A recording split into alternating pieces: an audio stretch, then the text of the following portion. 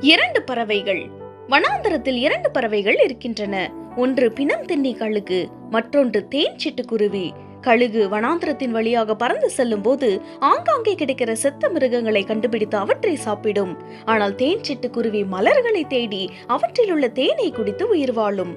பிலிப்பியருக்கு பவுல் எழுதும் போது நாம் உண்மை, ஒழுக்கம், நீதி, கற்பு, அன்பு போன்ற மேலானவைகளை தேட வேண்டும் என்று கூறுகிறார். ஆகவே நன்மையான காரியங்களை மாத்திரம் தேடுவோமா?